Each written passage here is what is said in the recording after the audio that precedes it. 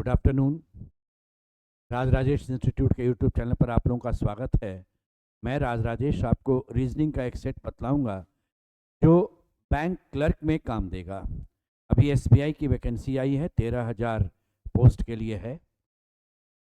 तो bank clerk में reasoning आपका प्रीलिम्स में भी है और मैथ्स में भी है, इसलिए उसके हिसाब से, प्रैक्टिस के हिसाब से सेट आपको देते चलेंगे। परीक्षा फरवरी और मार्च में है। पहला क्वेश्चन आपका कोडिंग का है। इस तरह का जब क्वेश्चन मिलता है तो इस पर सिंगल क्वेश्चन से लेकर 5 क्वेश्चन तक इकट्ठे भी आता है। हाउस नियर पार्क का कोड है BAHGJKFP।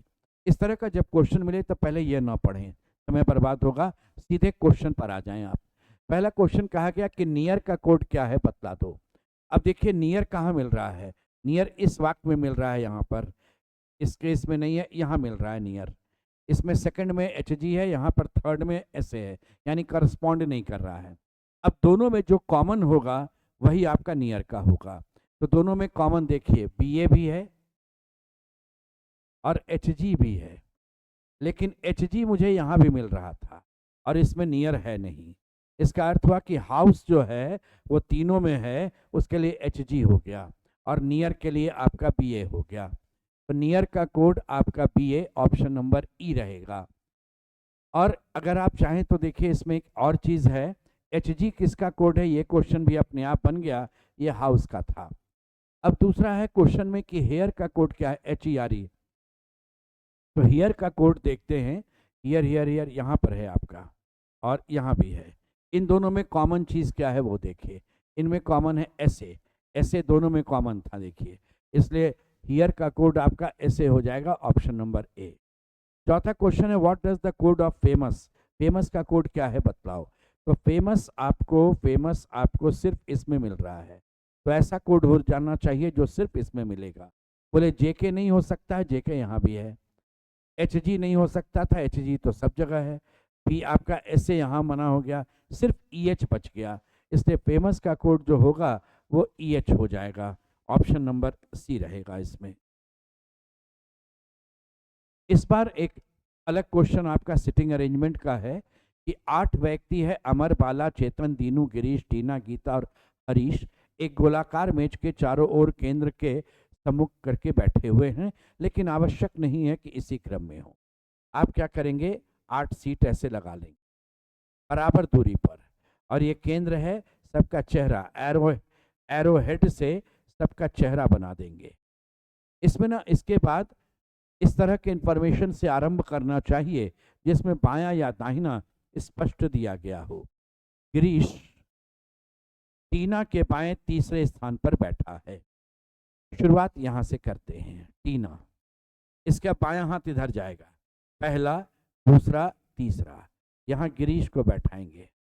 गिरीश टीना के बाएं तीसरे स्थान पर बैठा है। जो, अगर आपके सेंटेंस में जो शब्द से आएगा, तो जो के पहले टीना का नाम आया तो नेक्स्ट इंफॉर्मेशन टीना से रिलेटेड होगा, यानी टीना अमर के दाएं दूसरे स्थान पर बैठी है, तो अमर के दाहिने दूसरे स्थान पर, यहाँ पर अमर को बैठाइए, दाहिने पहला, दूसरे स्थान पर टीना बैठी है। इसके बाद अगर कोई रिलेटेड इंफॉर्मेशन इनके नाम से मिलेगा तो वो सेंटेंस आप यूज करेंगे, आसान होगा।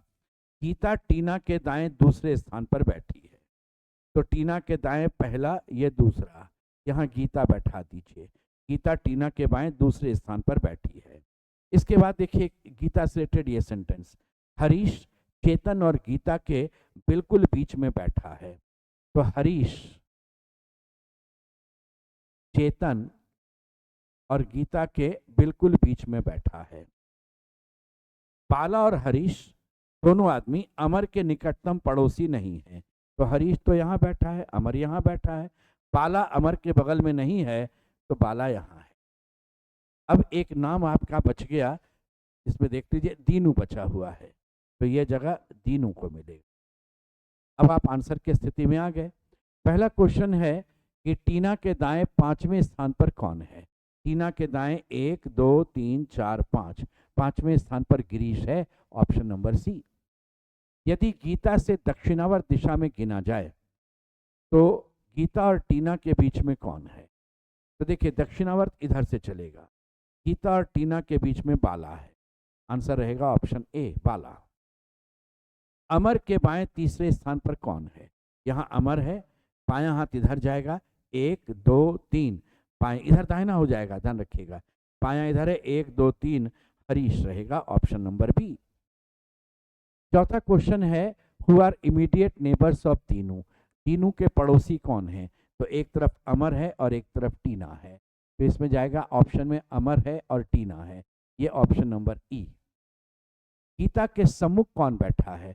हु इज फेसिंग गीता, तो देखिए गीता यहाँ पर, ये गीता के सम्मुख में ये अमर आ गया, तो इस केस में आंसर रहेगा अमर, ऑप्शन नंबर डी। ये आपका इनइक्वालिटीज का क्वेश्चन है, इसमें ना बस खाली इंफॉर्मेशन पढ़ते चलना है। K is greater than O ऐसे लिखते जाइए, O is greater than P और P is greater than M, M is less than G, तो क्या कीजिए M का एक समानांतर M रखिए, M G से छोटा है, तो G का रिलेशन P और O के, P O और K से कोई निश्चित नहीं है, G और D बराबर हैं। पहला निष्कर्ष है K M से बड़ा है, देखिए K जो है M से बड़ा है, ये कन्फर्म है। दूसरा है O और M बराबर है, बोले O और M बराबर नहीं है, O M से बड़ा है, ये गलत है, आंसर केवल एक सही होगा, ऑप्शन नंबर बी।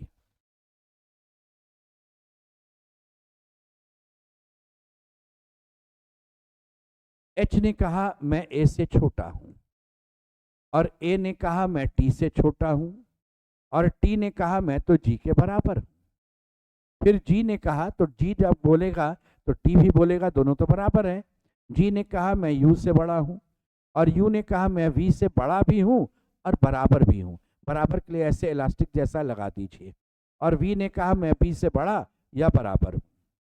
पहला निष्कर्ष है T B से बड़ा है, बोले T कन्फर्म B से बड़ा है, यहाँ तो बराबर मिसिंग था, ये करेक्ट है।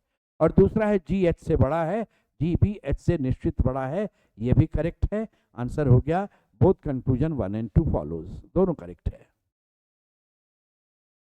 इस बार कहा गया R Y और P तीनों बराबर है, और R Y P S से बड़े हैं, S H से बड़ा या बराबर है। फिर H से रिलेटेड आया, H F से छोटा है और F C से छोटा या बराबर है, C और M बराबर है। R M से बड़ा है, बोले R और M तो अलग अलग सीक्वेंस के एलिमेंट्स हैं, इनके बीच कोई क्लियर रिलेशन नहीं, M नीचे उतर कर यहाँ आता तो R बड़ा हो सकता था, है नहीं कहेंगे, गलत। H और M बराबर हैं, H M के बराबर हो सकता है, यहाँ पर आपका डेफिनेट नहीं जाएगा, कारण है कि आपसे देखिए पूछा जाता है निश्चित रूप से कौन सत्य है, यह संभावित रूप में ये सब सत्य होता, तो आंसर जाएगा नाइदर वन नॉर फॉलोज यानी none follow, option number C. P और K बराबर हैं, K H से बड़ा या बराबर है, H और T बराबर हैं, T U से बड़ा है और U I से छोटा या बराबर है। तो H और I में कोई क्लियर रिलेशन नहीं बना, H I से बड़ा भी हो सकता है, H I के बराबर भी हो सकता है और H I से छोटा भी हो सकता है। अगर ये तीनों चीज देखिए तीनों में आइदर और में तीनों चीज मिले तो बेस्ट आंसर होना चाहिए, लेकिन आप ऐसे भी कह सकते हैं यहाँ H I से बड़ा है और यहाँ H I से छोटा या बराबर है, तो ये आंसर आपका 1 और 2, ये आपका आंसर जाएगा आइदर और में, आइदर 1 और 2 करेक्ट। लेकिन अगर इसी में होता H I से बड़ा, H I के बराबर और H I से छोटा, अगर ये तीनों चीज आपका दिया होता और यहां पर आइदर रहता आपका, तो ये आपके लिए ज्यादा बढ़िया आंसर होता। स्टेटमेंट है A G से बड़ा है, G T से छोटा है, T U से छोटा है, U W से छोटा और बराबर है, W और P बराबर हैं, W और P अगर बराबर हैं तो ये बड़े हैं Y से। पहला है A P से छोटा है, A और P में कोई रिलेशन नहीं, और T Y से छोटा है, बोले T Y से छोटा है तो टी आपका वाई से छोटा है, टी यहाँ है, वाई यहाँ है, कोई रिलेशन नहीं। फिर हो गया neither one not two follow, A option. Next देखिए, इंस्टेंट शब्द है, आगे और पीछे दोनों तरफ से ऐसे कितने युग्म हैं अक्षरों के जिनके बीच उतने ही अक्षर हैं जितना अंग्रेजी वर्णमाला में। इसमें करना यह है जो भी पहला अक्षर शुरू हो जाए और वर्णमाला के अक्षरों को आगे पढ़ते चलें, जैसे आई, जे, के, एल, एम, एन, जो आप बोल रहे हैं वही नजर आ गया, आई और एन। तो आप एक बात ध्यान दीजिए, वर्णमाला में आई और एन के बीच 4 अक्षर है, यहां भी इनके बीच 4 अक्षर है, इसलिए यह पेयर काउंट होगा आई और एन का, आगे ओ और पी नहीं, N O P Q R S T भी नहीं, ये एस और टी, एक पेयर एस और टी भी जाएगा, ए बी सी, ए और सी भी एक पेयर जाएगा। वर्णमाला में क्या होता है, ए बी सी, ए और सी के बीच एक अक्षर, यहां भी ए और सी के बीच एक अक्षर, तो ए और सी भी एक पेयर हो गया। इसके बाद एन ओ पी अब नहीं, ई एफ जी एच आई जे के एल ये भी नहीं, C D E F G H I, C और आई देखिए, C D E F G H I, यह भी एक पेयर काउंट हो गया। एन ओ पी क्यू नहीं, ए बी सी डी ई नहीं, टी यू भी अब नहीं आएगा, तो टोटल 4 पेयर हो गया। आपके ऑप्शन में मोर देन 3 है, ये आंसर दीजिए। एक बैंक में की बैठक में 8 बैंक कर्मचारी Q R U P D H L और सी अलग अलग पदों पर हैं। पद है इसमें मैनेजिंग डायरेक्टर, फिर एग्जीक्यूटिव डायरेक्टर, फिर आता है सीजीएम, फिर जीएम, एजीएम, डीएम, एमओ और लास्ट में क्लर्क। 1 2 3 4 5 6 7 8 हो गया। यू आर से एक बड़ी पदवी पर है, रफ में लिखते हैं, यू ने कहा मैं आर से ठीक ऊपर रहूंगा एक बड़ी पदवी पर। डी की पदवी क्यू से छोटी है, डी का कहना है मैं क्यू से नीचे कहीं रहूंगा। क्यू की पदवी केवल 3 व्यक्तियों से बड़ी है, 1 2 3, क्यू यहां जाएगा, यानी डी इन तीनों में से कहीं भी रहेगा। एल चीफ जनरल मैनेजर नहीं है, एल मना किया मैं सीजीएम नहीं हूं। पी की पदवी डिविजनल मैनेजर से बड़ी है लेकिन मैनेजिंग डायरेक्टर से छोटी है, बोले इसका डी की जो ये पी की पदवी है डीएम से बड़ी, तो एजीएम तो नहीं होगा, लेकिन कहता है एमडी से छोटा होना चाहिए, मैनेजिंग डायरेक्टर से छोटी है, इसका मतलब पी यहाँ यहाँ या यहाँ, ये 3 में से कहीं भी जा सकता है, ये पी। टी की पदवी सबसे छोटी नहीं है, यहां डी मना कर दीजिए, नहीं जाएगा। एच की पदवी पी से छोटी है, एक ये भी था, एच की पदवी पी से छोटी नहीं है, इसका मतलब पी से ऊपर होगा एच। और सी एग्जीक्यूटिव डायरेक्टर है, बोले यहां पर सी जो है वह एग्जीक्यूटिव डायरेक्टर है।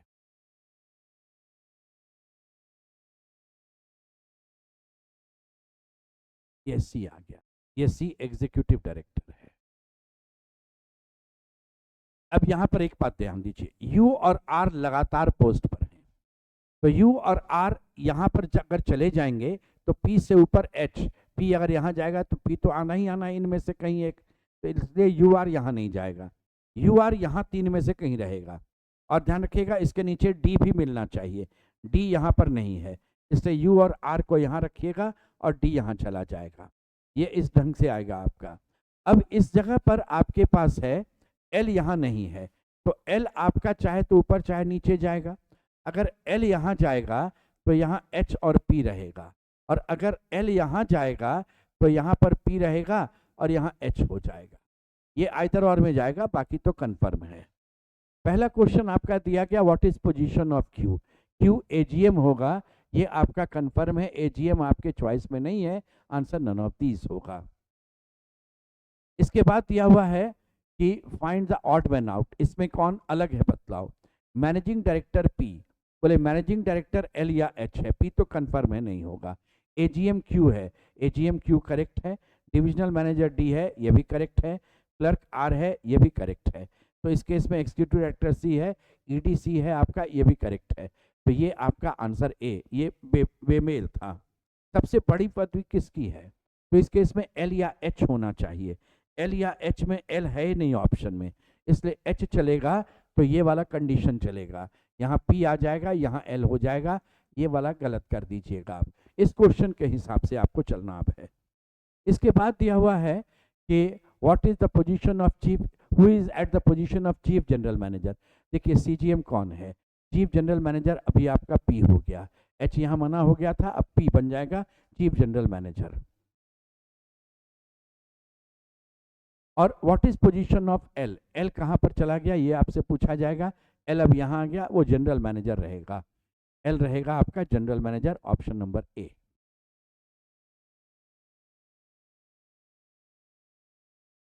शब्द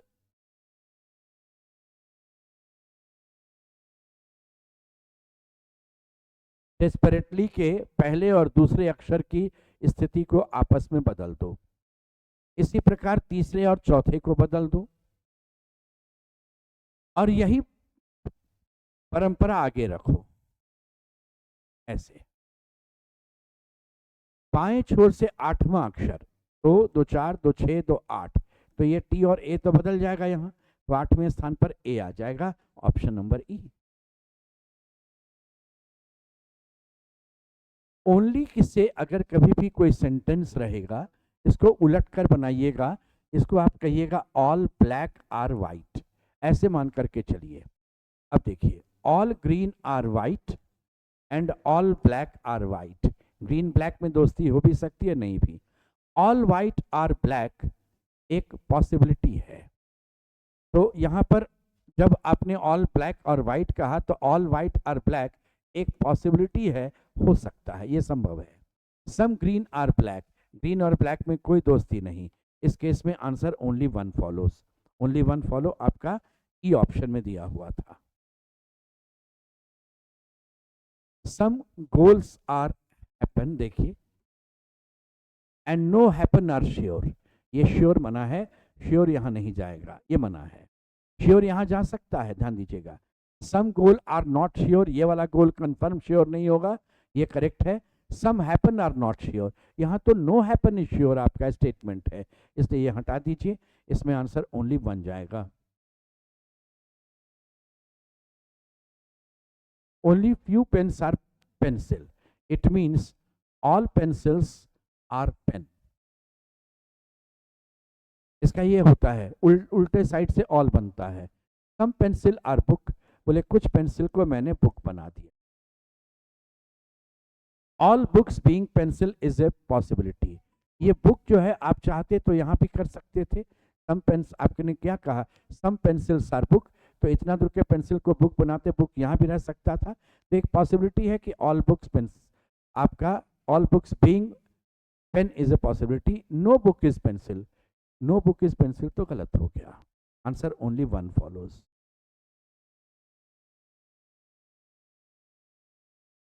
only few chairs are cooler, it means all coolers are chairs. No desk is chair, मना कर दीजिए, डेस्क यहां नहीं जाएगा। No cooler is desk correct है। Some chairs are not desk, यहाँ तो नो चेयर इज डेस्क आपका स्टेटमेंट में आ रहा था, तो इसलिए ये भी गलत है, answer only one, option number D. All laptops are black, all blacks are pink, all laptops are pink correct है। ऑल ब्लैक्स आर लैपटॉप एक पॉसिबिलिटी होगा, ये करेक्ट नहीं है, इसमें भी आंसर आपका only one follows, option E. बिंदु बी बिंदु ए के पूरब में 2 किलोमीटर की दूरी पर है, ये बी ए के पूरब में 2 किलोमीटर की दूरी पर है, फिर रिलेटेड लीजिएगा, बिंदु सी बिंदु ए के उत्तर में 3 किलोमीटर की दूरी पर है, ये सी ले जाइए, ये 3 किलोमीटर की दूरी पर है। बिंदु ई बिंदु डी के उत्तर में 4 किलोमीटर की दूरी पर है। जो जो यहाँ पर डी के लिए होगा, बिंदु सी के पश्चिम में 4 किलोमीटर पर है। यहाँ पर 4 किलोमीटर की दूरी पर आप डी रखिएगा, और ई जो है उत्तर में 4 किलोमीटर पर है, ये 4 किलोमीटर पर ई बनाइएगा। बिंदु ए और बिंदु आई के ठीक बीच में बिंदु एच है, और बिंदु आई बिंदु ए के पश्चिम में 10 किलोमीटर पर है। 5 और 5 यहाँ पर एच हो जाएगा और ये आई हो जाएगा, 5 और 5 की दूरी पर। बिंदु एफ बिंदु ए के दक्षिण में 9 किलोमीटर पर है, ये 9 किलोमीटर पर आपका बिंदु एफ होगा। बिंदु जी एफ के पश्चिम में 5 किलोमीटर, एफ का पश्चिम इधर हो जाएगा और ये 5 यहाँ जाएगा, तो ये हो जाएगा जी। देखिए ए से ये भी 5 है, ये भी 5 है, तो ये दोनों एक सीधे में आ जाएगा, जी और एच। अब आपका क्वेश्चन है कि बी और आई के बीच की दूरी बतलाओ, तो 5 5 10 और 2 12, ये 12 किलोमीटर की दूरी है। Minimum distance between ji and H, बोले जी और एच ये रहा, इनके बीच की न्यूनतम दूरी इसके बराबर हो जाएगी 9 के, यहाँ से यहाँ, यह दूरी यहाँ से यहाँ भी होगी, ये 9 किलोमीटर की हो जाएगी। Direction of D with respect to I, बोले आई के रेस्पेक्ट में आपको डी का डायरेक्शन बतलाना है, तो आई यहाँ है और डी यहाँ है, तो यहाँ से आप NESW कर दीजिए, और यहाँ से देखिए ये आपका नॉर्थ और ईस्ट के बीच में है, आंसर हो गया नॉर्थ ईस्ट। ए और डी के बीच की न्यूनतम दूरी, बोले ए यहाँ है डी यहाँ है, इनके बीच की न्यूनतम दूरी ये 3 किलोमीटर, ये 4 किलोमीटर, तो ये आपका एक ट्रायंगल बन गया एक तरह से, जिसमें बेस और परपेंडिकुलर है, तो ये हाइपोटेन्यूज हो गया। ये आपका रहेगा 4 square plus 3 square root under, Pythagoras काम किया, h is equal to root under P square plus B square, यानी 16 प्लस 9 रूट अंडर होगा ये 25, यानी 5 किलोमीटर, तो ये आपका आंसर रहेगा 5 किलोमीटर।